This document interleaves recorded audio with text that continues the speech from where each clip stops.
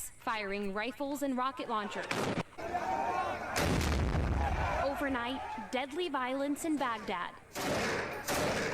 A culmination of the long-running power struggle between rival Shiite groups and political tension as Iraq's leaders remain deadlocked on forming a government.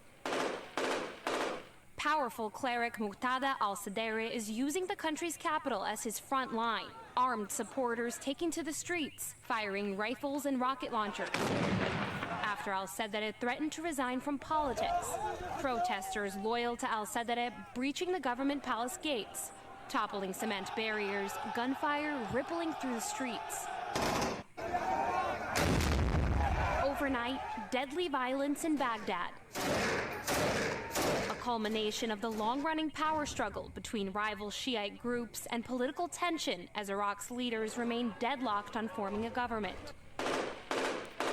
Powerful cleric Muqtada al-Sadr is using the country's capital as his front line, armed supporters taking to the streets, firing rifles and rocket launchers. After al-Sadr threatened to resign from politics, protesters loyal to al-Sadr breaching the government palace gates, toppling cement barriers, gunfire rippling through the streets. That led to the deaths of at least 30 people, according to the Associated Press. But tonight, أنا أقول الآن أمشي مطأطئ الرأس وأنا أعتذر للشعب العراقي الذي هو المتضرر الوحيد مما يحدث. The Iraqi Shiite leader calling for an end to the unrest. أنا لا زلت أؤمن أن التيار منضبط ومطيع ولذلك خلال 60 دقيقة إذا لم ينسحب حتى من الاعتصام أمام البرلمان فأنا أبرح حتى من التيار. The violence and eventual retreat proving al-Sadr's influence. And the reality that danger could soon strike again. In Iraqi Arabic, it's Allah la yarja'ha al-ayyam, which means may God never bring back those days. Al-Sadr emerged as a symbol of resistance against the 2003 U.S. invasion of Iraq, using nationalist rhetoric steeped in religion to win over some of Iraq's most impoverished and unemployed populations. Legal sociologist Ruba Al-Hassani specializes in Iraq relations, and she knows all too well that this is far from over. What does this kind of violence and turmoil do to everyday citizens in Iraq? It creates a culture of fear. And a new election could still take place to determine which party will take control of the embattled region. Many Iraqis have lost faith in this election and the electoral system, so who's going to hold who accountable? But for now, peace in the green zone. At least now some Iraqis can breathe, because last night was very frightening for many people. And you can tell from those images. Julie Sirkin joins us now live in studio. So, Julie, you know, I think a lot of people haven't heard about the Green Zone in Baghdad since the war, but there are still a lot of Americans there and diplomats. What's the concern for them? Yeah, look, the State Department has not changed its posture since all this violence ensued, but they have continued warning citizens from traveling to Iraq and especially to the Green Zone.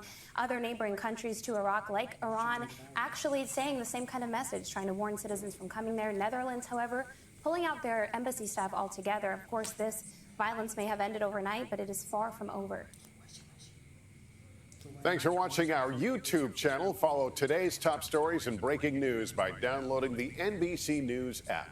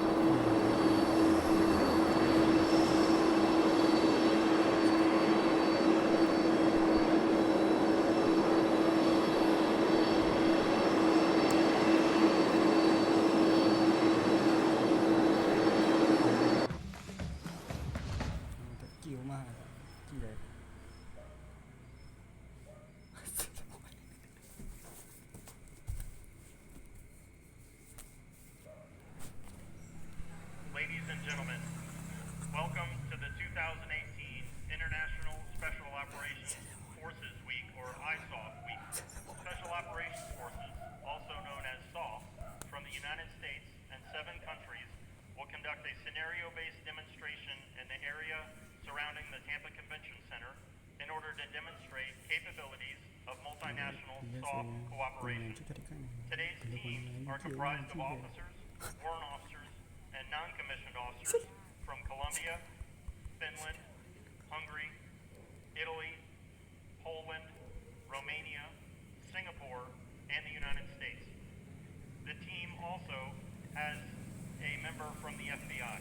Ladies and gentlemen, please direct your attention to the east side of Tampa General Hospital, across from Jackson's Bistro, where you will see a combat rubber raiding craft enter the objective area to insert subsurface swimmers.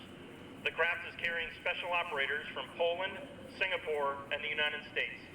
The operators will separate into two teams and move underwater to positions on the bottom of the channel, lying in wait for their trigger to act. Through precise mission planning and underwater communications, the teams will emerge to eliminate an enemy sentry on the dock in front of the convention center and board the yacht Starship to eliminate enemy on the stern of the vessel. Timing is critical in a mission like this. Should the team surface too early, the mission could be compromised.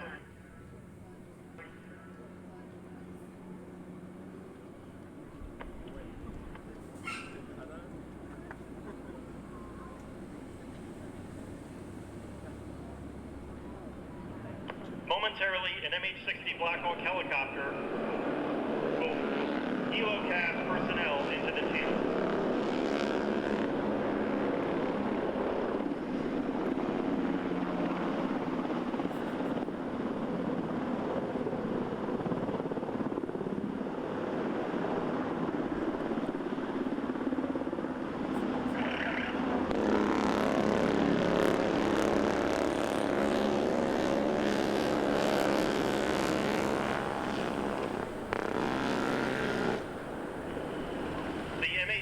Black Hawk helicopter with special operators from Colombia and the United States conducted a helocast insertion into the channel using a combat rubber raiding craft.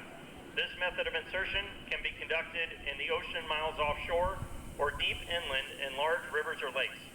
In this maneuver, the combat rubber raiding craft with motor is strapped to the bottom of the Black Hawk using a series of complex tie-downs. The operators drop the boat, jump in the water, swim to the boat, and then mount the engine. This is a very difficult task considering that the operators must lift the engine into place while wearing all of their gear. The team's mission is to establish a maritime observation post near Tampa General Hospital where they can detect enemy forces who may try to interfere with the operation.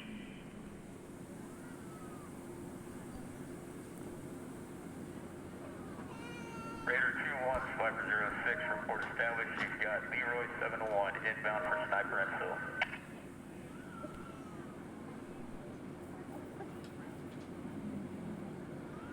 Momentarily, two MH-6 Little Bird helicopters will come from the east with special operators preparing to establish a support by fire position as well as a sniper position overlooking enemy camp in the village. One MH-6 Little Bird will insert the support by fire team to the roof of the Tampa Convention Center. The team carries medium weapons such as the M240 machine gun. The other MH-6 Little Bird will infill the sniper team onto the roof of Tampa General Hospital.